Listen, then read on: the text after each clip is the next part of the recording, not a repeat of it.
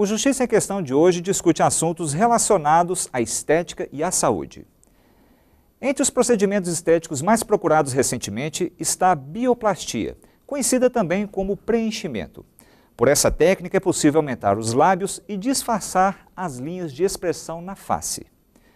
Mesmo parecendo simples, por ser considerada uma plástica sem bisturi, a bioplastia também pode trazer riscos e resultados indesejados. Acompanhe. As academias podem até ajudar na busca da beleza ideal, mas tem coisas que elas não podem resolver. Uma mudança no rosto, por exemplo. É aí que entra em cena um procedimento estético chamado de bioplastia. Inicialmente eles foram conhecidos como preenchedores e depois a gente também hoje conhece como a denominação de bioplastia ou modelagem facial. A utilização de biomateriais é antiga. Há registros de que os egípcios se utilizaram de metais no reparo de lesões cranianas. Os biomateriais podem pertencer à categoria das cerâmicas, que imitam as matrizes ósseas, dos metais, utilizados, por exemplo, na reconstrução da calota craniana e em próteses de joelho, ou à categoria dos polímeros, a maior delas, onde encontramos o silicone das próteses mamárias e as substâncias de preenchimento. Polímeros são substâncias inseridas abaixo da pele, que podem se dividir em 3 categorias: absorvíveis, semipermanentes ou permanentes.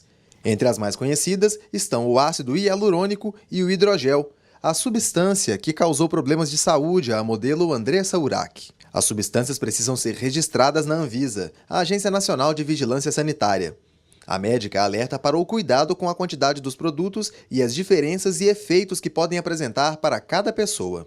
A gente tem que tomar muito cuidado com os modismos, né? Porque a gente tem já os produtos conceituados e seguros e os produtos de moda, que nem sempre são os mais adequados. E o produto A, indicado para fulana, ele pode não ser o mesmo mais adequado também para ser utilizado numa outra paciente. O problema vivido pela modelo Andressa Urach chamou a atenção para os riscos do uso de algumas substâncias de preenchimento. Andressa fez uso do hidrogel, substância que não foi liberada nos Estados Unidos, mas era permitida no Brasil, liberada pela Anvisa até ser proibida em março de 2014. Por aqui, um dos produtos mais populares para preenchimento é o ácido hialurônico, mas antes de escolher entre um e outro, é preciso saber as diferenças entre eles. Eles têm em comum o risco da contenção de volume. Então, eu não concebo que possa se fazer um volume mais do que 5 ml para ambos. Sou adepto ao ácido hialurônico, pelo seu histórico positivo, né? Porque ele é tratado de tal forma que ele não induz reação por parte do organismo. O hidrogel, eu tenho algumas restrições pessoais, mas ele tem sido utilizado, é autorizado, né? Com essa contenção de volume. Mas não é a minha opção não, porque quando se tem uma reação de corpo estranho nesse tipo de material, esse material ele não fica circunscrito em um volume que a gente possa retirá-lo quando queira. Ele fica difundido, né, nas entranhas do tecido e a gente não consegue retirar. Um dos agravantes no caso da modelo foi justamente a quantidade aplicada. O uso recomendado dos polímeros varia entre 3 e 10 ml. Andressa aplicou 500 ml, quantidade similar a 2 copos como este.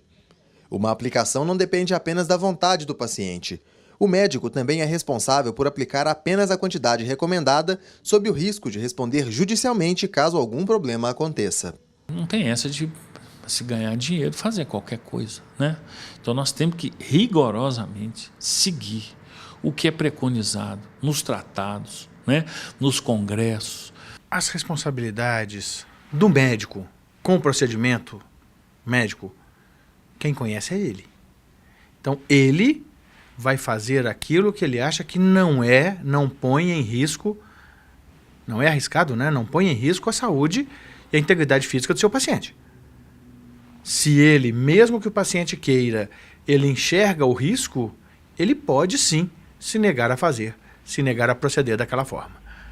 E até, penso eu que ele até deve, para evitar se expor a esse risco de erro.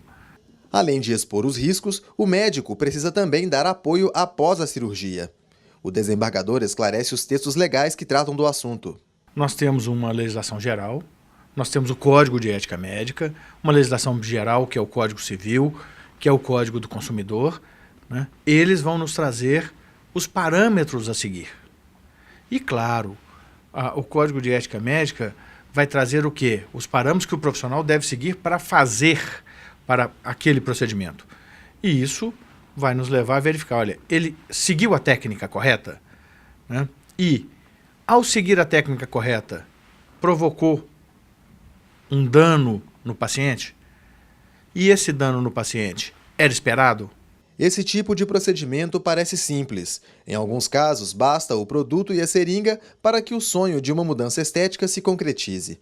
A favor do paciente está uma consideração jurídica de que plásticas como estas têm obrigação de resultado. Um procedimento estético tem sido considerado pela jurisprudência como procedimento de resultado. Você está contratando um resultado. Agora, uma cirurgia de urgência, de uma apendicite, de uma fratura de fêmur, aí sim é de meio.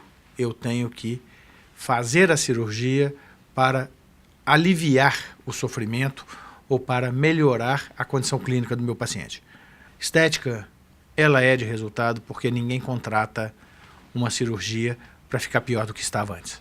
Contudo, para que o procedimento tenha um final satisfatório, cabe também ao paciente ouvir e respeitar as orientações. Por exemplo, sobre as regiões do corpo não recomendadas para aplicações. Então, regiões pouco vascularizadas, como as irradiadas, em regiões muito próximo à pele, né, muito próximo à superfície da pele, eu colocaria um exemplo típico, o dorso do nariz, essa parte do nariz.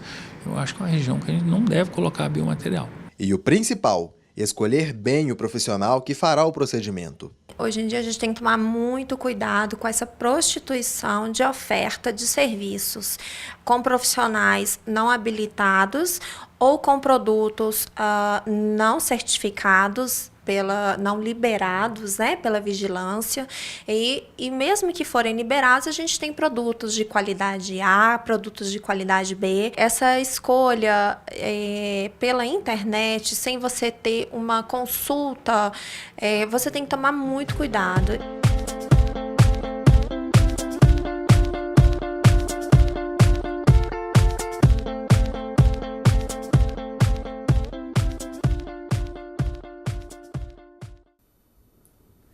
Regular os hormônios é um tratamento geralmente associado às mulheres que chegam à menopausa. No entanto, essa terapia tem sido utilizada para outras finalidades, como aumento dos músculos, perda de peso e de celulite. O repórter Eduardo Júnior buscou informações sobre esse procedimento. É para falar sobre as terapias hormonais que eu converso com o presidente do Departamento de Endocrinologia da Associação Médica de Minas Gerais, Márcio Lauria. Doutor Márcio, em quais casos a reposição hormonal é recomendada?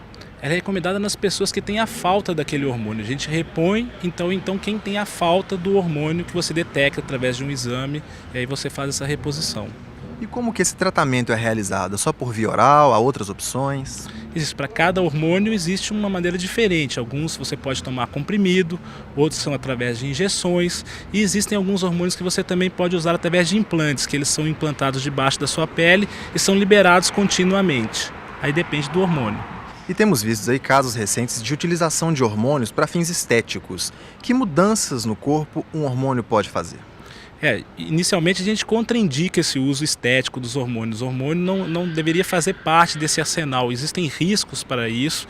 E aí é claro que os riscos eles são inerentes dos próprios hormônios. E as vias de administração são as mesmas que a gente utiliza no hormônio, nas reposições hormonais. Mas a gente é contra esse uso por fins estéticos. E quais seriam os riscos envolvidos nessa aplicação de hormônios? Depende também do hormônio. O mais classicamente conhecido, que é o mais utilizado para fins estéticos, seria o uso dos hormônios anabolizantes, ou então os hormônios da testosterona, o hormônio masculino. E tem os seus efeitos colaterais, que são relacionados ao excesso de pelos e engrossamento da voz nas mulheres, e também no caso dos homens e nas mulheres também problemas de coração, problemas no fígado, uma série de problemas para o organismo da pessoa, e que a gente sabe então que o uso dos hormônios, na maioria das vezes, sobretudo para quem não tem a deficiência, esse excesso de hormônio vai trazer mais riscos do que benefício. Ok, muito obrigado pela sua ajuda. Voltamos ao estúdio. No próximo bloco, você vai conhecer as regulamentações para implantar a prótese de silicone. No Brasil, o Sistema Único de Saúde garante a cirurgia de reconstrução a mulheres que tiveram câncer de mama. O Justiça em Questão volta já.